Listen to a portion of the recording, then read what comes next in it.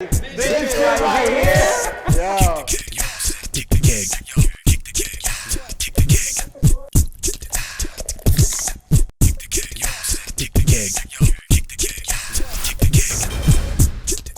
So I love Thundercats. I love MummRah, but I love music and I love hip hop. Yeah.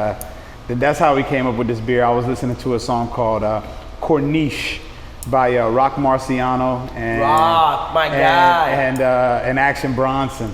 It's off the Redemption #2 album, and we did this beer with Corey from Three Sons, and he was like, you know, I'm like, what the fuck are we gonna name this thing? Like, we had a whole list of names, and I was like, the song came on, and he's like, I wrapped a brick up like it's MummRah, and I was like, done, MummRah, bro. We calling it MummRah, and we made sure, like, on the label you can see it's got the ancient MummRah. Yeah, I love that. It's done in like the theme of Thundercats. Obviously, it's not that exact piece. No copyright infringement here. Yeah. We don't own this picture. Yeah, absolutely. Collaboration, right? Yeah, this is a collaboration with Three Sons from down in Dania Beach. Yo, shout out to Three Sons. We're gonna be doing something with them real soon. Soon come, you know what I mean? Yeah, those are big homies.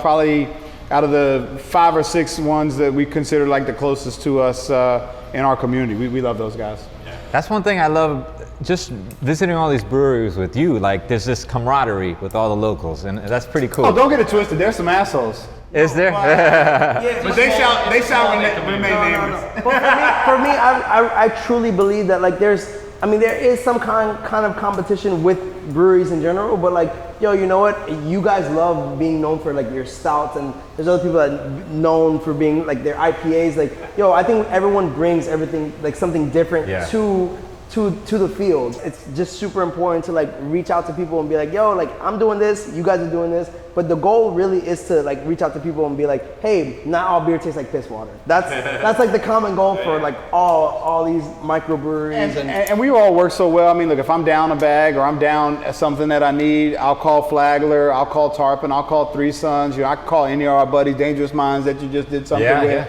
Yeah. Those are our friends. Adam was actually over here last Thursday while we were bottling this. And he got a taste of it right off the teat, right out the fermenter, and he was gobsmacked by it. That is and I tell you, the industry is really great. The way that we look at it is, you're right. We don't look at it as competition. The only competition I see is in the mirror every day. How can I be better today than I was yesterday? Talk that talk. And that's why, you know, even with the style, you know, we call it what we do. We are so focused on what we do. Yeah. We don't have time to even think about what someone else is really doing. They can do what they want to do. And we love them, and we want them to be uber successful. But I'm the first guy to tell you and tell everybody from the top of a mountain, I wish there was 17 more breweries right beside me, because the only thing that would do is just force me to have to make better beer to make sure I got people coming in. I love this industry because of that. I got out of software because I wasn't being that challenged anymore. I come to this, I'm a nobody home brewer. Building my own brand and hiring the right team around myself has been the most wonderful but challenging thing I think that we can do as humans. And yeah, there is no competition. No, and that's one cool thing. Like, a few of the places, I feel like a few people have said, oh yeah, Orchestrated Minds, yeah, they're cool, right? I mean, so. We try. Hey, Davey, go ahead and pop this open. Let's get this cracking. Dude, I love the wax, by the way. That's Thank you dope. so much. This was like the tip of the iceberg. We knew we were gonna wax it. All of our barrel aged stuff, we've kind of said is gonna be in a nice, beautiful bottle and waxed up. Except for like our one-offs, like the BA coconut baseline that we drank earlier. Yeah. All right, crack this sexy thing open. Shit. Cut that wax. Cut that wax.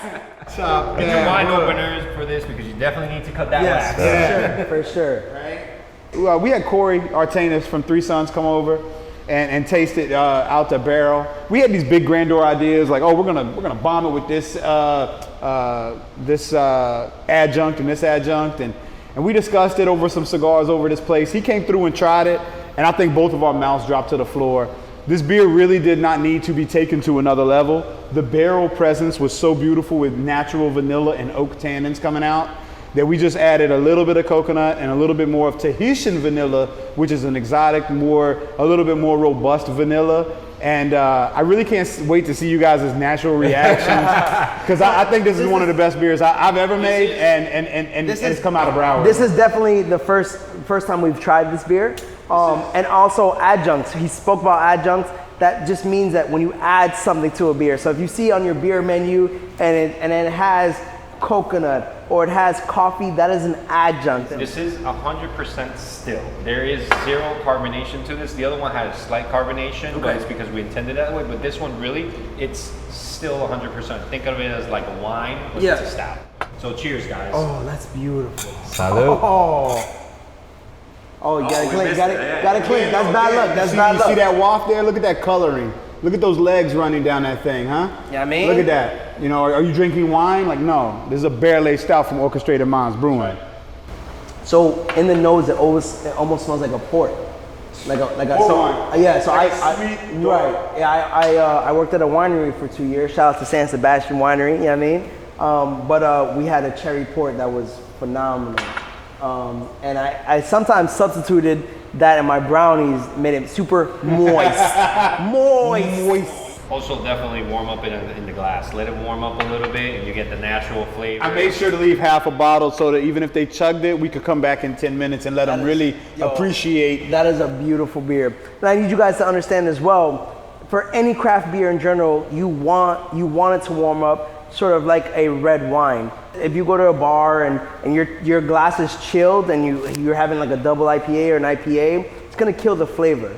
Only your party beers deserve to be in that chilled glass. But your craft beer, your real big craft beer, your flavored stuff, please get in a regular glass. For the guy here in this group that is not at the same level as far as beer, to me, I feel like drinking a red wine with the sophistication of drinking a glass of cognac after dinner or something. Absolutely. I don't know. There's just something like complete. I wouldn't even know this was beer. To be honest, so like, robust. it's so different. The thickness on this that we attained without adding in a bunch of nonsense. The barrel, like I said, I mean, we cracked 4 barrels the day that we opened this, and this immensely stood out to the other 3 barrels. And like I said, I really just couldn't be more proud. I don't like to toot my own horn. I'm not that guy. I work really hard, but do it. This shit right here. Talk that talk. Do it with us. Right, 1, 2, 3. This shit right here.